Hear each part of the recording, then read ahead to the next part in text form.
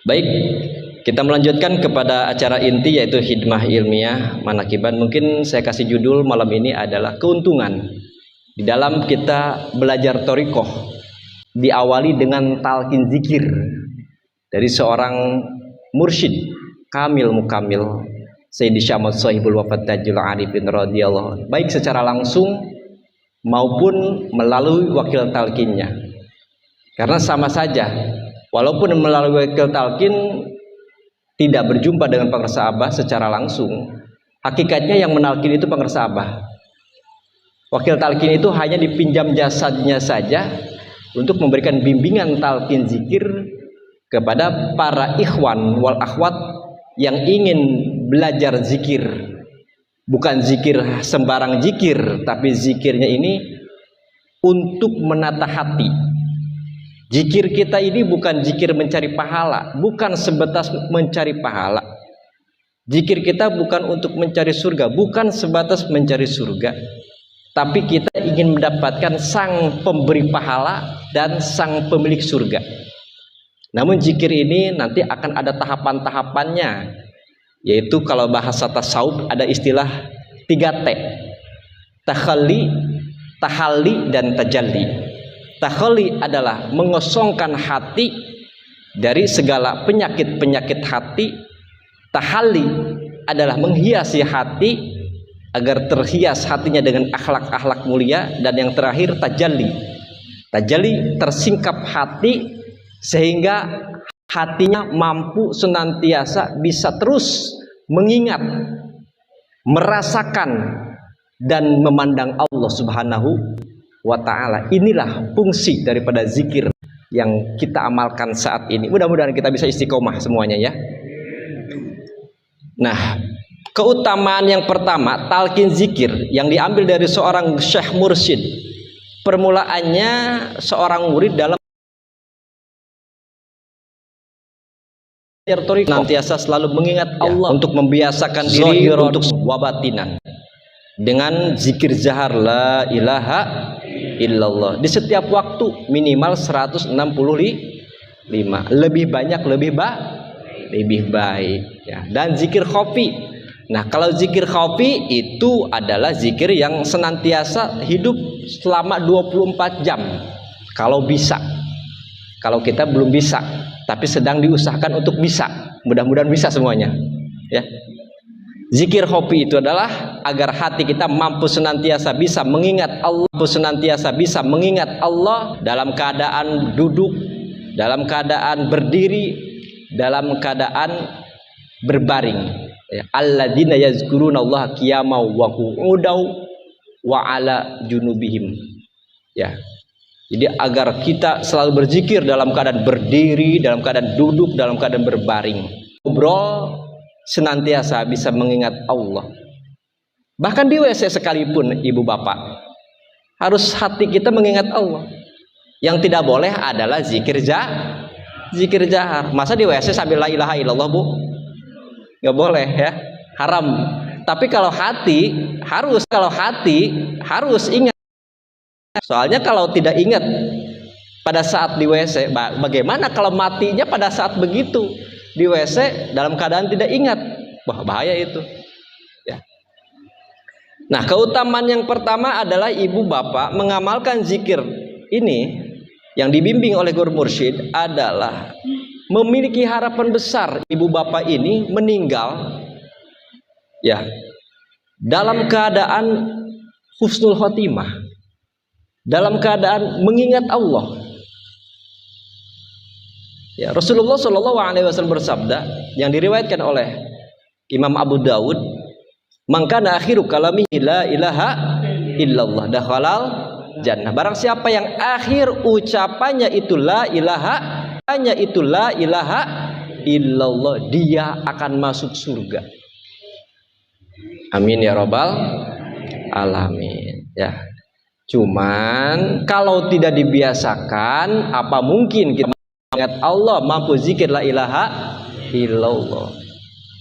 Sebagaimana ada kalam ulama mengatakan begini Pak Ibu, matan nasu bima ya'ishu bihi. Manusia mati itu tergantung kebiasaan sewaktu hidupnya. Kalau ibu tukang ngegosip waktu hidupnya, bisa jadi ibu meninggal dalam keadaan ngegosip, Bu. Nauzubillah. Tapi kalau ibu bapak biasa zikir la ilaha illallah, mudah-mudahan kita meninggal dalam mengucapkan la ilaha illallah, baik dalam sesudah berzikir atau mau berzikir. Ya, ibu nih, misalkan persiapan mau zikir, mau sholat, zikir, tersandungnya meninggal saat itu, insya Allah husnul khotimah, karena mau zikir. Atau bapak pulang dari masjid habis zikiran, tersandung juga di jalan, meninggal dunia, insya Allah meninggalnya dalam keadaan husnul khotimah, karena habis zikir. Kalau sebaliknya, bapak habis ngegosip, ibu habis ngegosip, pulangnya ditajong, tersandung, wah bahaya itu Pak, ya. Kebawa matinya dalam keadaan ngegosip itu. Bila itu yang pertama Pak. Yang kedua, dosa-dosa akan selalu terhapus di setiap waktu. Ya, kalau bapak ibu istiqomah nih zikir la ilaha illallah, insya Allah dosa-dosa kita akan terhapus di setiap waktu. Bapak zikir subuh, ya, insya Allah akan dihapus dosa waktu isya kemarin semalam sampai ke waktu subuh. Nanti bapak subuh punya aktivitas, ibu punya aktivitas, ya pasti aktivitas hidup kita tidak lepas dari dosa itu. Tapi kita zuhur zikir lagi, mudah-mudahan dari waktu subuh ke waktu zuhur itu dihapus dosa kita. Begitupun zuhur ke asar, asar ke maghrib, maghrib ke isya, 24 jam. Ya. Hadis Nabi yang diriwayatkan oleh Bukhari Muslim, mangqala la ilaha illallah wa maddaha hudimat lahu arbatu illallah, dan memanjangkan la-nya. Seperti kita kan kalau permulaan zikir kan la ilaha illallah. Bukan sembarang la, tapi harus ada pengagungan, Pak. Ya. Jadi ketika bapak ibu mengucapkan kalimah la, itu harus ada rasa pengagungan kepada Allah Subhanahu wa ta'ala. Rasakan keagungan Allah, kebesaran Allah. Kalau ingin merasakan keagungan kebesaran Allah, maka rendahkan diri kita, hinakan diri kita, rasakan penuh dosa kita, maka akan terasa keagungan Allah. Kalau tidak ada rasa kehinaan diri, merasa tidak banyak dosa, tidak akan ada kerasa agungnya Allah.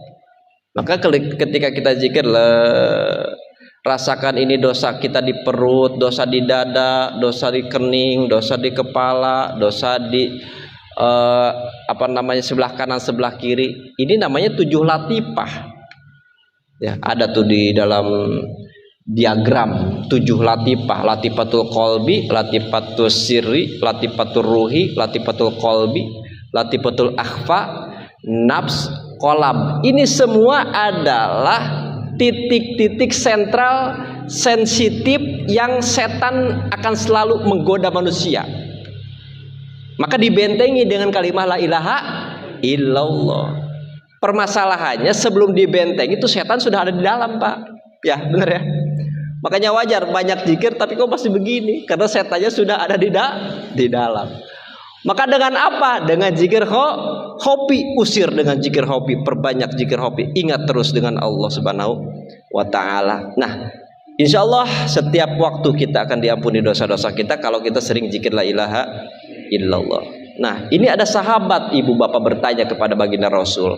Kata sahabat begini, ya Rasulullah, fa in lam yakun lahu, sahabat begini, ya Rasulullah, fa in lam yakun lahu syai'un minal kabair.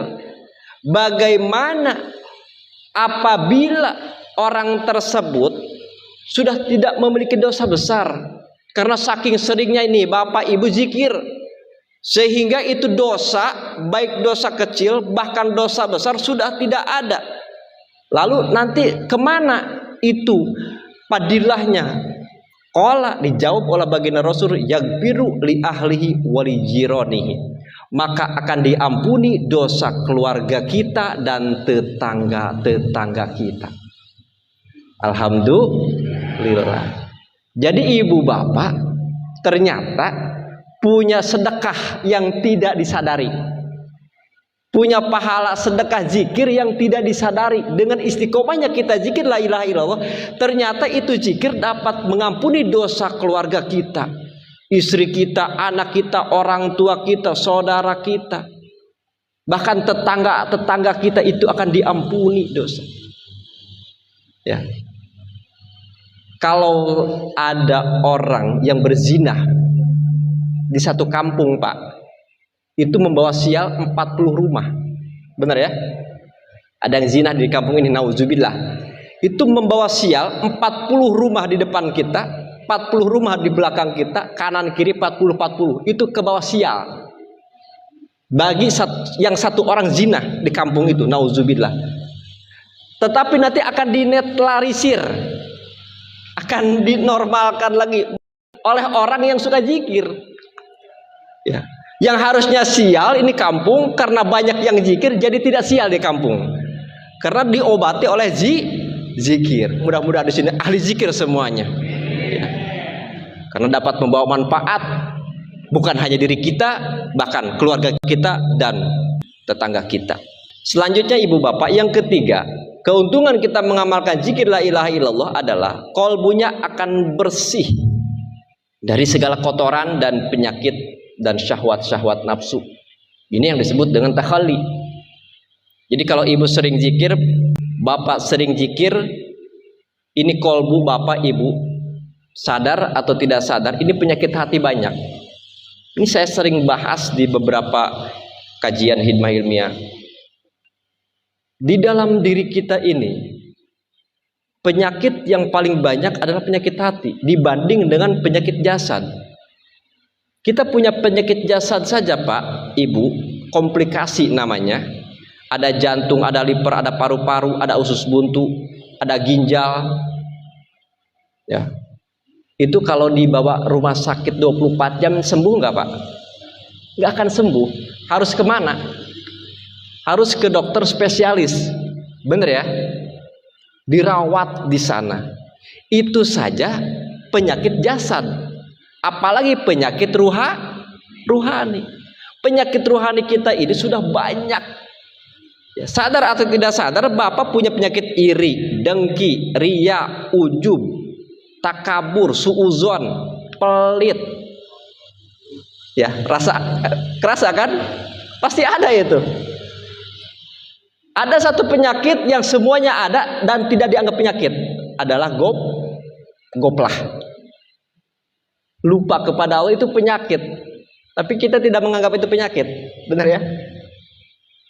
Goplah itu, Pak, Ibu, sumber dari segala maksiat. Apa mungkin orang ingat Allah mau maksiat? Mungkin nggak? Nggak mungkin. Kalau hati ibu ingat Allah, berani nggak maksiat? Berani nggak? Hati ingat Allah, berani nggak maksiat?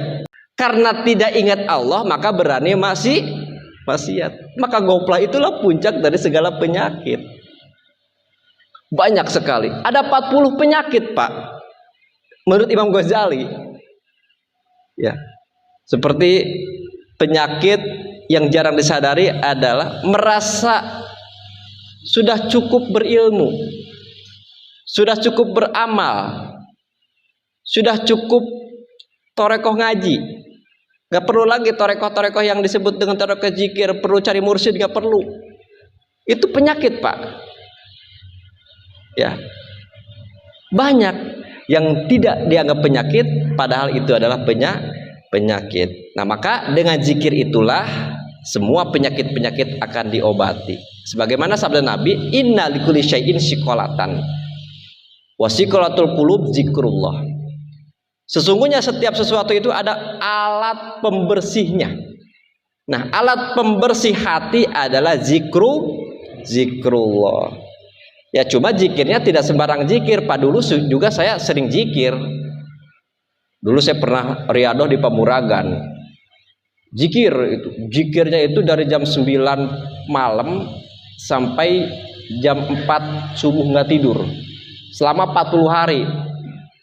Tapi zikirnya bukan zikir untuk membersihkan hati, zikirnya supaya bisa jadi tukang hikmah, Pak. Banyak tamu, supaya sakti. Sekali gejampe air langsung tokcer. Nah, banyak tamu nanti kan lumayan tuh, banyak amplop. Ya kan? Jadi zikirnya untuk ujung-ujungnya buat komersial juga itu zikirnya, Pak. Mantan al-hikmah Pak saya dulu. Banyak tuh zikir-zikirnya, tapi bukan untuk membersihkan hati. Jadi zikir kita bukan untuk zikir supaya sakti, bukan zikir supaya kita makbul doanya, bukan zikir supaya usaha lancar, bukan zikir supaya lunas hutang, bukan. Tapi zikir kita adalah untuk membersihkan dari segala penyakit-penyakit hati. Kalau hati sudah bersih, Pak, apa yang Bapak mau itu Allah berikan. Kabul doanya, usahanya lancar, utang lunas, tanpa diminta pun itu insya Allah, selagi memang itu dikehendaki oleh Allah pasti diberikan. Jadi kalau Bapak mau nyangkul ke sawah, jangan cari belut.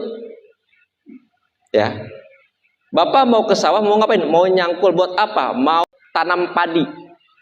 Pas nyangkul dapat belut. Kira-kira nyangkulnya berhenti atau terus? Terus ya, karena tujuannya untuk apa? Menanam padi. Tapi kalau Bapak nyangkul di sawah nyari belut, dapat belut, berhenti gak nyangkulnya? Berhenti, karena tujuannya sudah sampai. Begitu juga kalau kita zikir bukan untuk Allah, untuk lunas utang, utang lunas itu beres zikirnya, Pak. Bener ya? Saya pingin zikir ini untuk bisa kebeli rumah, atau supaya dapat pekerjaan. Itu dapat pekerjaan, berhenti zikirnya, Pak. Ini kita belajar thariqah nih, banyak Pak. Zikir supaya lancar usaha, dapat usaha, biasa manakiban, sebelum dapat usaha rajin. Setelah hasil maksudnya itu manakiban berhenti, Pak. Kenapa? Karena dia sedang usaha. Pak manakiban lagi di jalan. Pak manakiban lagi dagang. Ya kan? Ini banyak yang terjadi. Hati-hati, ujian manis namanya. Ya, selanjutnya yang keempat adalah ketika kita mengamalkan zikir, kolbunya akan terhias dengan sifat-sifat mulia. Jadi ibu yang tadinya pelit nanti akan diganti oleh Allah dengan sifat dermawan. Bapak yang tadinya sombong itu akan diganti Allah dengan sifat tawaddu. Hati yang selalu goplah akan diganti dengan hati yang selalu mengingat Allah. Akhlak yang buruk itu akan diganti dengan akhlak yang mulia. Jadi thariqah itu adalah intinya akhlak. Baginda Nabi mengatakan innama bu'istu liutamima makarimal akhlak. Tidaklah aku diutus oleh Allah melainkan untuk menyempurnakan akhlak. Jadi tasawuf itu adalah ilmu akhlak. Kalau ada yang mengatakan tasawuf tidak ada zaman Rasulnya, memang istilah tasawuf itu tidak ada zaman Nabi, Pak. Istilah fikih tidak ada zaman Nabi. Istilah ilmu nahwu, sorof, ikro, tajwid tidak ada zaman Nabi. Jadi istilah tasawuf, fikih, nahwu, sorof, bayan, mani dan lain sebagainya itu dirangkum oleh para ulama, diambil intisari dari Al-Quran dan hadis. Jadi istilahnya tidak ada, tapi intisarinya itu diambil dari sana. Ya, jadi yang keempat, keuntungan kita mengamalkan zikir adalah mampu hati kita dihiasi dengan akhlak-akhlak mulia yang disebut dengan tahalli. Tahalli itu terhias hati kita. Nanti akan mampu husnuzon kepada orang. Ya, ini saya sering bahas nih. Dulu sebelum kita belajar thariqah, kalau ada yang minta-minta ke rumah, kita curigaan terus, Pak. Ini bener nggak nih yang minta-minta? Akhirnya ngasih enggak, suujon iya. Udah double tuh, Pak. Ya. Ngasih enggak berarti bakhil. Suujon iya. Kenapa Allah datangkan itu orang meminta-minta kepada kita? Sedang menguji kita, Ibu Bapak. Sudah sampai mana Bapak belajar thariqah? Apakah masih punya sifat buruk? Apakah masih ada sifat suuzon? Kalau masih ada sifat suuzon berarti belum ada tapak, belum ada efek dalam zikirnya. Jadi mulailah belajar husnuzon kepada siapapun. Ketika ada yang datang, Kalau kita mampu, kita beri. Kalau tidak mampu, tinggal bilang mohon maaf Bapak, Ibu, saya belum bisa ngasih. Kebetulan saya juga lagi tidak ada. Tapi saya akan doakan mudah-mudahan Ibu Bapak dapat rezeki dari tempat yang lain. Seperti itu. Doakan. Di jalan Bapak lihat anak pang di lampu merah, ya. Jangan berpikir buruk, Pak. Nggak tahu hari ini kita lihat mereka buruk, besoknya mereka taubat kepada Allah. Hari ini kita merasa baik, ternyata Allah balikan hati kita menjadi orang yang durhaka kepada Allah. Nauzubillah. Ya. Belajar husnudzon kepada siapapun, jangankan kepada sesama umat Islam, Pak. Beda agama saja, orang kafir jangan langsung menjustis. Artinya gini, kita nggak tahu hidup dia itu besoknya mualaf atau enggak, kan nggak tahu ya. Jadi jangan langsung menjustis, dia ini orang kafir, pasti dia masuk neraka. Nggak taunya pas mau meninggal dunia masuk Islam. Kita nggak tahu kan? Artinya apa? Belajar kita husnudzon, belajar kita selalu berprasangka baik kepada siapapun dalam belajar thariqah itu seperti itu, Pak. Beda thariqah, jangan suudzon. Ya. Dalam tanbih kan, ya kudu akur jeung batur-batur, tapi ulah campur baur. Kebersamaan harus tetap dijaga, Pak. Ya, tapi tidak campur baur. Artinya apa? Ya nafsi-nafsi. Kita gurunya ini, beliau gurunya itu. Tapi dalam hubungan bertetangga jangan sampai pecah gara-gara beda thariqah. Ya. Kita kan belajar menata hati, tapi kok berthariqah jadi malah buruk hatinya. Ini ada yang salah nih. Bukan zikir yang salah, kitanya yang salah. Maka mulailah kita memperbaiki hati kita, memperbaiki akhlak kita, perilaku kita dengan tetangga, ya, dengan keluarga kita. Selanjutnya, yang kelima adalah keuntungan kita mengamalkan zikir la ilaha illallah. Qalbunya akan selalu hidup mengingat Allah di setiap saat, di setiap keadaan. Bahkan bila mana dia lupa, mursyid kita akan mengingatkan kita. Bila terputus, maka disambungkan lagi oleh guru mursyid kita. Lisan mengucapkan la ilaha illallah, qalbu kita selalu dibiasakan dengan zikir khafi. Ya, ini zikir khafi tidak boleh ibu ucapkan, bapak tidak boleh menceritakan zikir khafi. Pak, gimana sih zikir khafi? Bapak jelaskan zikir khafi itu nggak boleh, Pak. Di dalam TKN Suryalaya itu ada satu larangan yang tidak boleh menceritakan zikir khafi, karena zikir khafi itu zikir rahasia. Kalau bapak ceritakan bukan rahasia lagi namanya, ya. Kalau diceritakan berarti bukan zikir khafi, zikir jahar. Kan jahar itu jelas, khafi itu tersembunyi, maka jangan sampai diceritakan. Nanti kalau mau ada yang nanya bagaimana zikir khafi, datang aja ke Suryalaya. Atau misalkan di sini nih ada talqin zikir. Di sini paling dekat kemana talqin zikir? Ke BA ya. Kodok yang ada aja di sini, misalkan ajak tuh yang nanya tadi zikir khafi itu apa, ajak ke sana untuk ikut talqin zikir. Nanti oleh wakil talqin diceritakan pada saat nalkin. Wakil talqin itu tidak akan menceritakan kalau bukan lagi nalkin. Itu dalilnya, Pak, di dalam Al-Qur'an Allah berfirman, wazkur rabbaka fin nafsika tadarru wa khifatan wa dunal jari minal qawli bil gudwi wal asal wala takum minal ghafilin. Itu dalil di Suryalaya tidak boleh menceritakan zikir khafi itu. Ingatlah nama Tuhanmu di dalam hatimu, di dalam jiwamu, dengan kerendahan hati dan rasa takut kepada Allah. Dan janganlah engkau menjaharkan dengan ucapan. Ya, itu dalilnya. Baik pagi zikir sampai sore, bil gudwi wal asal wala takum minal ghafilin, dan janganlah engkau termasuk dari orang-orang yang lalai, orang-orang yang goplah hatinya. Nah itulah supaya hati kita selalu mengingat Allah. Yang ketujuh, ibu bapak, keuntungan kita mengamalkan zikir adalah nanti ibu bapak akan diberikan ketenangan jiwa. Yang tadinya bapak ibu tuh mungkin banyak keluh kesah urusan dunia, terutama ekonomi, selalu pusing dengan urusan dunia. Nah, kalau bapak ibu istiqomah mengamalkan zikir ini, insya Allah nanti Allah akan berikan ketenangan batin, akan selalu percaya kepada Allah yang menjamin kita. Ya, bapak kalau jadi karyawan Asal bapak kerjanya benar, disiplin, gaji dapat nggak pak? Pasti dapat. Asal disiplin, ikutin aturan yang bapak ada di dalam perusahaan itu. Tenang jiwa kita karena ada yang menjamin. Maka bertorikoh itu seperti itulah. Insya Allah kita ini akan dijamin. Yang penting kita jadi pelayan Allah, jadi hamba Allah yang sebenar-benarnya.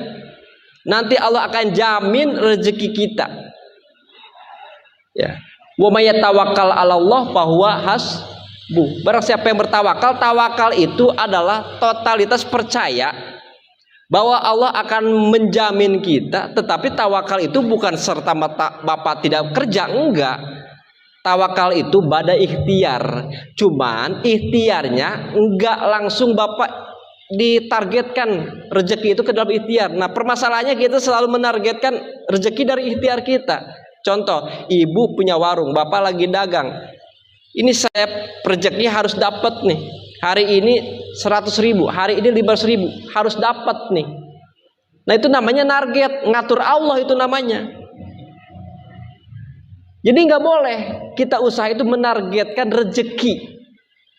Kalau menargetkan usahanya, contoh nih, hari ini saya harus laku dagangan misalkan beras. Sehari harus sekarung. Target itu namanya.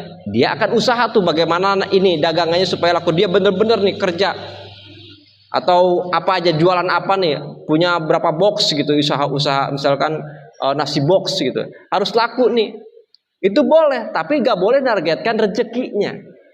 Rezeki itu Allah yang ngatur. Kita nggak boleh ngatur rezekinya. Nanti kalau bapak ngatur rezekinya, maka Allah akan datangkan rezeki dari bapak usaha itu. Tapi kalau kita menyerahkan rezeki kepada Allah, maka Allah akan datangkan rezeki min haitsu la yahtasib. Rezeki yang tidak didatangkan bukan hanya dari kita, mungkin datang dari anak kita, mungkin dari keluarga kita, dari istri kita, dari suami kita, dan sebagainya. Ya, karena bentuk rezeki itu yang kita pandang kebanyakan adalah uang. Padahal rezeki itu banyak, kesehatan, anak soleh, istri soleha, ya, kesehatan, mudah ibadah, mudah zikiran, mudah melangkahkan kaki tolabul ilmi. Itu rezeki, Pak. Jadi jangan sampai menyempitkan rezeki itu dengan uang. Kita bisa enak ibadah, nyaman duduk di majlis taklim, itu rezeki. Berapa banyak orang yang tidak diberikan kenyamanan duduk di majlis taklim, Pak. Yang seharusnya malam ini mendingan enak tidur. Tapi kita diberi nyaman di sini, Pak. Di sini berapa kakak kampung, tapi Allah berikan hanya beberapa orang. Itu namanya rezeki. Benar ya? Seperti itu. Selanjutnya yang ke-8 adalah zikir itu la ilaha illallah. Ketika hati hidup, nanti akan mampu hadir mengingat merasakan Allah. Maka ini akan tembus, Pak, sholatnya khusyuk. Ibu bapak saat ini mungkin sulit khusyuk. Kita ini udah dikasih alat oleh pengarsa Abah Anom, zikir khafi, itulah alat untuk supaya khusyuk sholat. Ada salah satu kisah ibu bapak. Dulu ada namanya Ajangan Awan, pakai N. Ya. Itu murid Abah. Bertanya kepada pengarsa Abah. Kata beliau begini, Abah, bagaimana caranya menerapkan zikir hobi di dalam sholat? Karena zikir hobi itu adalah alat untuk khusyuk. Nah, bagaimana menerapkan zikir hobi di dalam sholat? Ini kisah saya dapatkan dari salah satu mubalik senior di Jakarta, Al Ustadz Andika. Ya. Nah, beliau bercerita seperti itu. Ketika Ajangan Awan bertanya bagaimana cara menerapkan zikir hobi di dalam sholat, artinya bagaimana supaya khusyuk sholat, kata pengarsa Abah, Malik bertanya, jangan ai eta upami orang ngucapkeun bismillah kamana arahna. Saur Abah teh gitu. Kata Abah, ketika kita mengucapkan bismillahirrahmanirrahim, itu arahnya kemana? Ke Allah. Kata Abah teh begitu. Kata Ajangan Awan, muhun, iya. Ketika kita mengucapkan alhamdulillahirabbil alamin, ka mana arahna? Ka Allah. Iya gitu. Jadi ternyata ibu bapak saat ini mungkin paling banyak nggak paham makna-makna bacaan sholat Fatihah. Ibu paham nggak makna bacaan Fatihah? Maknanya. Bapak paham nggak makna Fatihah? Nggak hafal kan? Nah, maka makna batiniahnya yang diingat adalah zikir hobi. Jadi ketika bapak ibu dalam mulut kita nih, Bismillahirrahmanirrahim. Nah, ingatkan, hobinya hidupkan. Ingatlah kepada Allah. Alhamdulillahirabbil alamin. Ingat kepada Allah. Terus Ar-Rahmanir-Rahim. Terus Fatihah, surat, lagi ruku, lagi iktidal, lagi sujud, lagi tahiyat awal, tahiyat akhir, sampailah kepada nanti mau uluk salam. Disitulah ingatannya harus fokus supaya akhir sholat kita, mungkin tadi di awal goplahnya banyak, mudah-mudahan di akhir kita sebelum menutup dengan salam ditutup dengan selalu mengingat Allah. Jadilah sholat yang husnul khotimah. Ya, kalau sholat husnul khotimah ditutup dengan ingat Allah, yang goplah tadi mudah-mudahan dihitung oleh Allah sholat yang hidup, yang selalu mengingat Allah Subhanahu wa ta'ala. Nah, kalau ibu bapak bisa sholat seperti itu 2 rakaatnya luar biasa kualitasnya. Jadi bapak sholat dengan seperti itu ibarat 1 butir tapi inten berlian. Dulu sholat kita butirannya butiran pasir. Berharga gak butiran pasir? Berharga kalau 1 ton. Kalau 1 truk ya. Tapi sebutir inten berlian berharga gak? Berharga. Ini ada hadis Nabi mengatakan, ya, rakaatani min alimin zahidin khairun wa ahabu indallah min ibadatil muta'abidina ila akhir dahri abadan sarmada. 2 rakaatnya ibu bapak sholat dengan keadaan alim. Alim itu memahami ilmunya, hafal syariatnya. Zahidin, apa itu zahid? Hatinya kosong dari mengingat dunia. Yang diingat adalah Allah. Yang dia pandang adalah Allah. Yang dia cintai adalah Allah. Zikir hobinya hidup.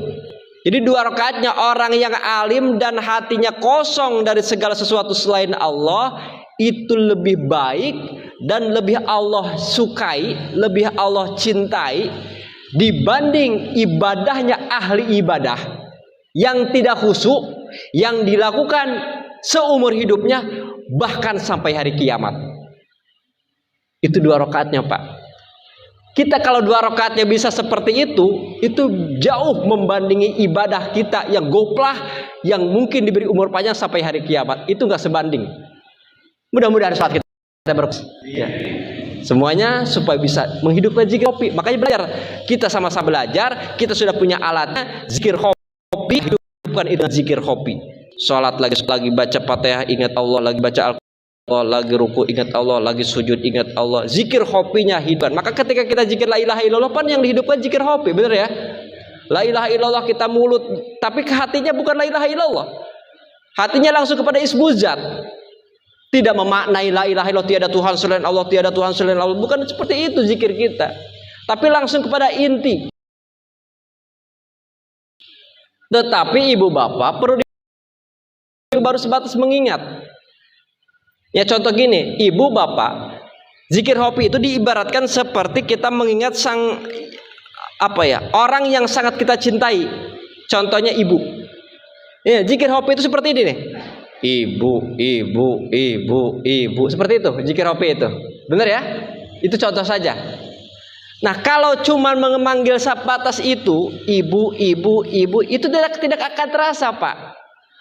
Tapi tembuskan ke dalam rasaning rasa, namanya fuad. Bagaimana caranya? Ingat, ibu itu siapa? Siapa ibu kita? Orang tua kita. Ibu itu yang melahirkan kita. Benar ya? Ibu itu yang merawat kita, menyusui kita, yang mendidik kita, yang membesarkan kita. Ya. Sampai kita bisa begini, itu jasa siapa, Ibu?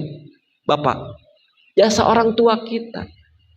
Bayangkan bagaimana kasih sayang orang tua, bagaimana jerih payah orang tua, letihnya orang tua mendidik kita, membesarkan kita.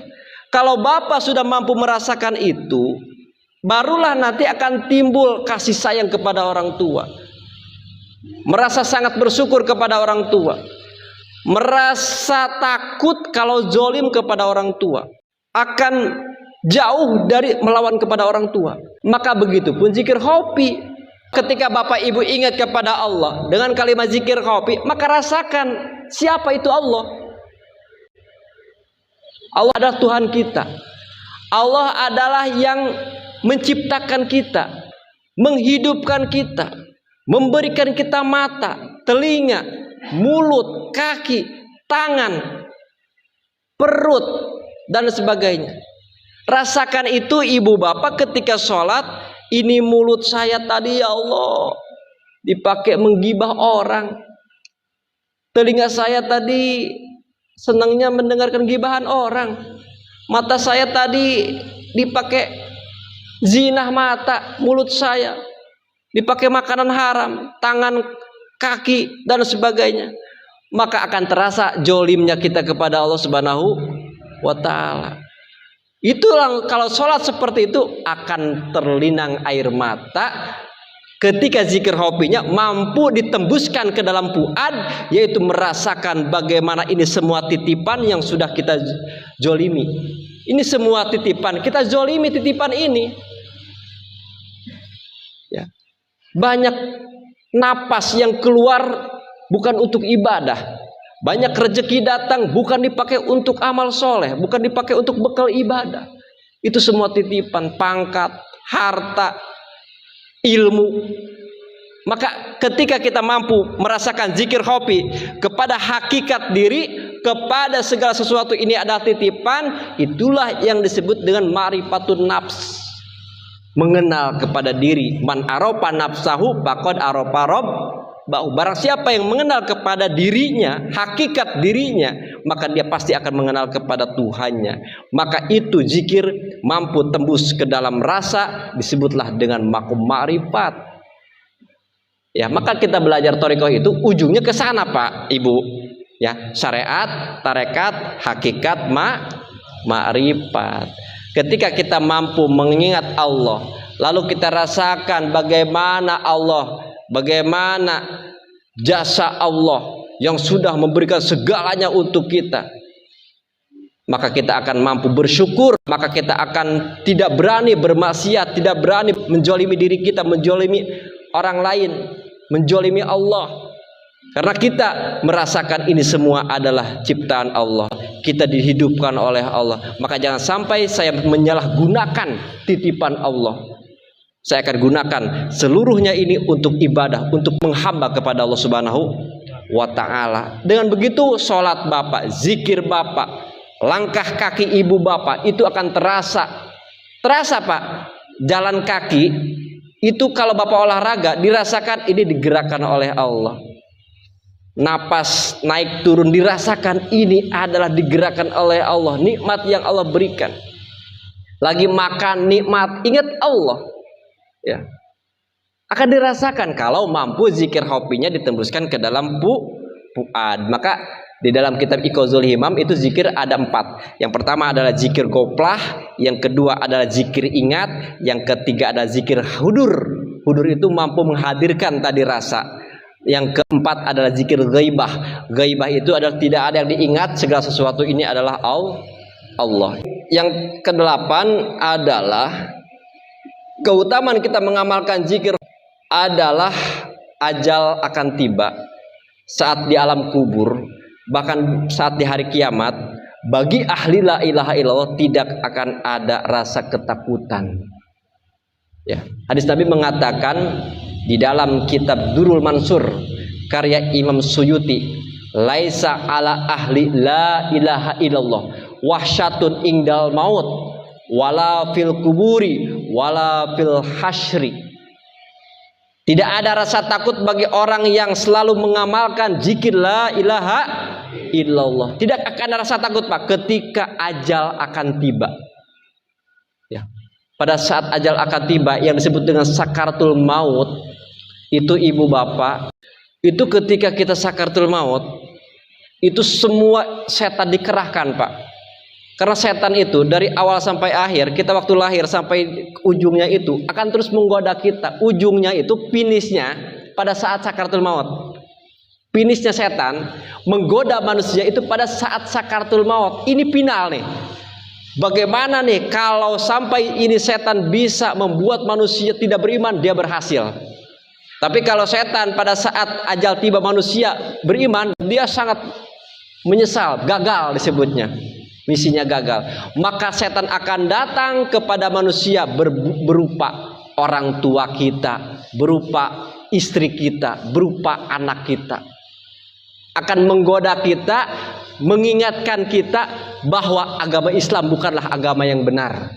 Agama yang benar adalah Yahudi, agama yang benar adalah Nasrani. Kamu harus ikut ayah, harus ikut ibu. Seperti itu, Pak. Nauzubillah. Nanti itu akan datang menggoda kita, membawa air. Kenapa? Karena pada saat sakaratul maut manusia itu akan kehausan. Rasa hausnya itu, kalau diibaratkan manusia dikasih air, semua laut yang ada di dunia itu tetap tidak akan, dahaganya tidak akan hilang. Rasa sakitnya itu seperti orang yang sedang disisik oleh pedang. Rasa sakitnya itu rasa sakitnya batiniah, bukan zohir. Makanya jarang ada orang sakaratul maut sampai guak-guaknya ada paling gitu. Karena apa? Karena itu di batin yang dirasakan. Nauzubillah. Bagi ahli la ilaha illallah tidak akan ada itu, insya Allah. Tidak ada. Yang datang nanti adalah ketenangan batin. Kenapa? Karena guru mursyid kita akan mendampingi kita, ibu bapak. Ya, saya banyak pengalaman beberapa ikhwan yang bercerita. Ada orang tua yang meninggal dunia. Ini baru nih, beberapa bulan yang lalu terjadi ini di Tangerang. Itu ada salah satu ibu-ibu yang khidmah di sana, masjid yang suka dipakai manakib. Beliau khidmah di situ, yang mengurus masjid, yang memasak buat manakib. Meninggal dunia di sana, Pak. Tapi sebelum meninggal dunia, ini ibu ini bergumam, Pak. Jadi meninggalnya itu siang. Malamnya dia bergumam. Bergumamnya apa? Ada abah, ada abah, ada abah katanya. Yang mendengarnya itu anaknya, Pak. Anaknya itu bukan ikhwan. Anaknya bukan ikhwan. Anaknya cerita kepada ketua LDTKN. Kata beliau, Pak, ibu saya tadi manggil-manggil nama abah, abah. Itu siapa sih katanya? Ada abah, ada abah. Nah, ketua LD ini hafal, oh itu ada Abah Anom. Gak lama kemudian, Pak, paginya meninggal dunia. Artinya apa, Pak? Ikhwan yang istiqomah mengamalkan zikir ini, tidak melepaskan diri dengan mursyid, insya Allah pada saat ajal akan tiba, guru mursyid akan menemani kita, akan mengingatkan kita kepada Allah Subhanahu wa Ta'ala. Alhamdulillah, itulah, Pak. Makanya istiqomahkan ini zikir, jangan sampai kita lepaskan, karena ini keuntungannya bukan hanya di dunia, tapi pada saat akan ajal tiba. Dan walafil kuburi, dan dia tidak akan ada rasa ketakutan di dalam kuburnya. Bapak Ibu belajar thariqah istiqomah di sini, ya, dengan mursyid, dengan selalu khidmah kepada beliau, baik adabnya, maka guru mursyid akan menemani kita dalam kubur. Bahkan baginda Rasulullah ruhaninya akan membimbing kita. Ini ada hadis, Pak, yang disampaikan oleh Syekh Abdul Qadir Jailani di dalam kitab Sirrul Asrar. Ini saya sering bahas juga. Hadisnya begini: Man mata fi talabil ilmi ba'asallahu fi qabri malakaini yu'alimani ilmal ma'rifati wa qama min qabri aliman wa arifan. Barang siapa yang mati dalam keadaan menuntut ilmu, ingin marifat kepada Allah. Bapak sekarang ini menuntut ilmu, ingin marifat, ingin mengenal Allah. Dalam berthariqah itu semuanya tujuannya adalah untuk mengenal Allah. Zikir ingin marifat. Meninggal dunia ibu, belum sempat marifat, belum sempat merasakan bagaimana sih marifat, belum sempat. tapi meninggalnya dalam keadaan tujuan itu. Ba'asallahu fi qabri malakaini yu'alimani ilmal ma'rifah. Maka bapak ibu akan diutus di alam kuburnya 2 malaikat untuk membimbing ibu bapak, membina ibu bapak ilmu marifat. Wa qama min qabri aliman warifan. Nanti bapak ibu akan dibangunkan di hari kiamat dalam keadaan sudah alim dan marifat. Alhamdulillah. Nah, Syekh Abdul Qadir Jailani ini menafsirkan, Pak, 2 malaikat ini siapa? Nah, di dalam kitab Sirrul Asrar disampaikan wal muradu minal malakaini ruhaniyatun nabi wal wali. Yang dimaksud 2 malaikat itu adalah ruhaninya baginda Nabi Muhammad sallallahu alaihi wasallam dan ruhaninya seorang wali mursyid. Pangersa Allah. Siapa guru mursyid kita? Pangersa. Alhamdulillah, Pak. Jadi itulah, nanti dalam kubur kita tidak akan dirasakan rasa takut, bahkan kita akan disatukan langsung dengan guru mursyid kita di dalam kubur. Berbahagialah, Pak, di dalam thariqah. Ini bukan guru mursyid biasa, tapi kamil mukamil. Kamil itu adalah sempurna, mukamil adalah menyempurnakan. Jadi seorang mursyid kamil mukamil itu adalah mursyid yang sempurna kewaliannya dan dapat menyempurnakan murid-muridnya untuk menjadi wali, murid-muridnya untuk menjadi kekasih Allah. Serem teuing bahasa wali mah nya, geus we kekasih Allah. Hayang naon belajar thariqah, hayang jadi kekasih Allah. Ada nggak di sini cita-cita nggak mau jadi kekasih Allah? Ada nggak? Pasti semuanya ingin jadi kekasih Allah. Nah, cuman jadi kekasih Allah ya sedang belajar kita bagaimana Allah mengasihani kita, bagaimana Allah mencintai kita. Ya kita harus belajar bagaimana mendekat kepada Allah.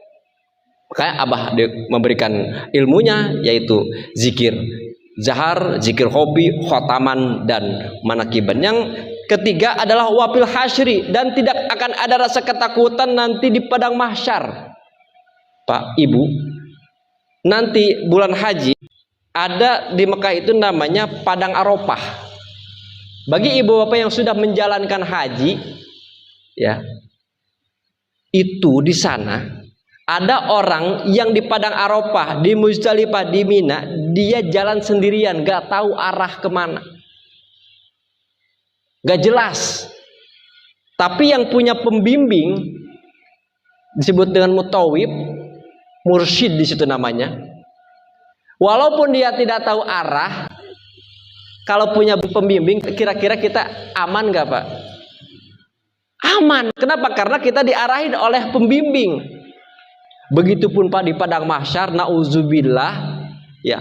Sedangkan padang mahsyar itu alam yang sangat pedih, ya. Alam kubur itu siksaannya berat, lebih berat lagi di padang mahsyar. Padang mahsyar itu lantainya saja terbuat dari perak. Sedangkan matahari itu kira-kira sejengkal dari kepala kita, nauzubillah. Bagi orang yang tidak punya amal, tidak punya pembimbing, aduh celaka, Pak. Ya, bahaya. Tapi kalau kita punya pembimbing, Pak, insya Allah. Di dalam Al-Quran mengatakan, yauman nad'u kulla unasim bi imamihim. Pada hari itu, yaitu di hari kiamat, setiap manusia itu akan dikumpulkan beserta imam-imamnya. Imam sentral kita adalah baginda Nabi Muhammad sallallahu alaihi wasallam. Jadi setiap umat itu akan disatukan dengan para nabinya. Umat Nabi Adam disatukan dengan Nabi Adamnya. Umat Nabi Ibrahim disatukan dengan Nabi Ibrahimnya. Umat Nabi Isa disatukan dengan Nabi Isanya. Umat Nabi Muhammad akan disatukan dengan Nabi Muhammadnya. Pertanyaannya, ya, andai saja nih, kita pakai logika dulu aja. Umat Nabi Muhammad itu dari zaman Nabi Muhammad sampai sekarang berapa triliun manusia? Jangankan triliunan. Seandainya ini Indonesia, Pak, tidak ada pulau Jawa, tidak ada pulau Sumatera, semuanya rata. Disatukan nih, 250 juta manusia di Indonesia disatukan. Kita ada di sini, presidennya ada di Sumatera. Kita panggil-panggil, Prabowo, Prabowo. Dengar gak, Pak? Gak akan dengar. Kita minta tolong syafaatnya dari Prabowo, contoh ini, contoh saja ya, gak akan nyampe, Pak. Lalu bagaimana cara supaya sampai? Prabowo punya anak buah, Pak. Siapa? Gubernur. Benar ya? Gubernur punya anak buah siapa? Camat. Camat punya anak buah siapa? Lurah. Lurah punya anak buah siapa? RW. RW punya anak buah siapa? RT. RT-nya tetangga kita, Pak. Ini contoh saja, Pak, ya, supaya mudah dipahami nih. Kenapa kita bermursyid? Inilah, Pak, ini contoh. Kalau kita punya wasilah, aman, Pak, hidup kita, walaupun amal sedikit. Kenapa? Karena nanti segala sesuatu urusan birokrasi saja itu mudah kalau kita punya RW, RW-nya dekat sama kita. Tolong bikinin KTP deh, siap. Benar ya? Gampang. Tapi kalau kita nggak kenal sama RT, minta tolong susah, Pak. Minimal ada uang dulu. Ya benar ya? Iya seperti itu. Ini contoh saja, Pak. Contoh ya. Tapi kalau RT-nya tetangga kita, teman kita, nggak minta lagi ya tenang dah, sohib ya mah. Ya, kocak. Ini contoh, Pak.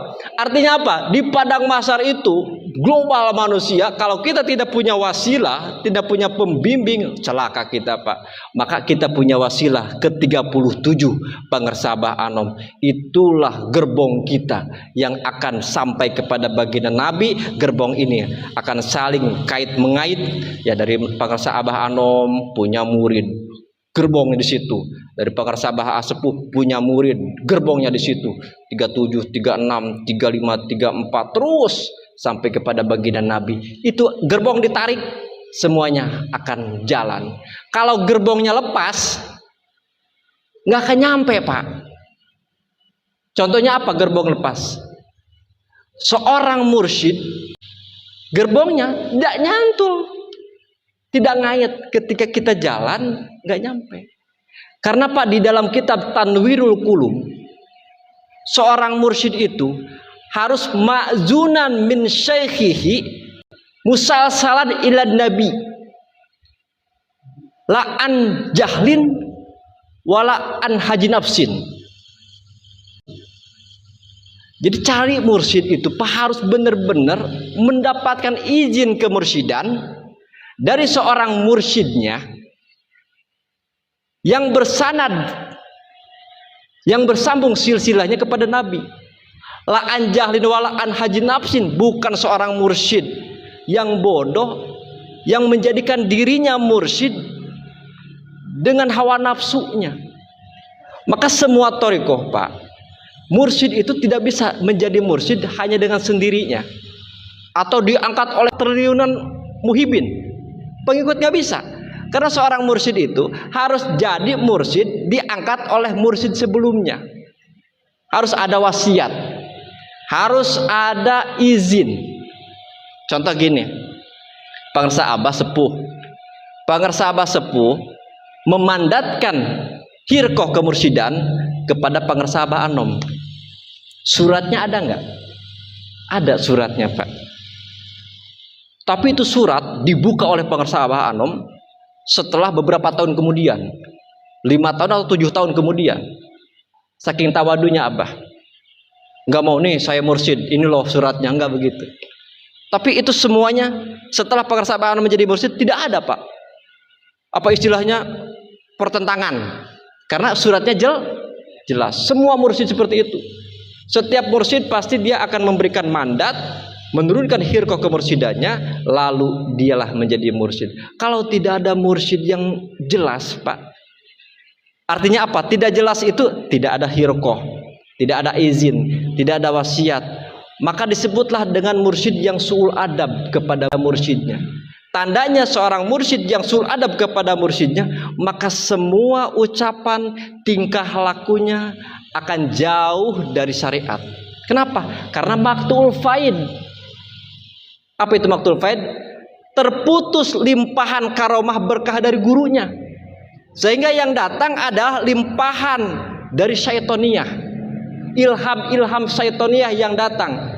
Kok bisa jauh dengan syariat? Kok bisa ngacak-ngacak syariat? Kok amalannya begini? Karena yang datang limpahan setan. Banyak contoh, Pak, saat ini. Hati-hati ya, belajar thariqah, apalagi Bapak Ibu sekarang media sosial itu sangat mudah diakses ya. Jangan sampai salah mendengarkan kajian-kajian yang tidak jelas dari gurunya. Karena sekarang banyak, Pak, thariqah mengaku ahli sufi, ahli tasawuf, tapi syariat sudah mulai diragukan. Sholat cukup di kolbu saja, haji nggak perlu ke Mekah. Itu hati-hati Pak, ini berbahaya. Mantasawwapa wala tafaqaha faqad tazan dako. Barang siapa yang bertasawuf tapi menghilangkan syariat, tidak berpikir, maka zindik.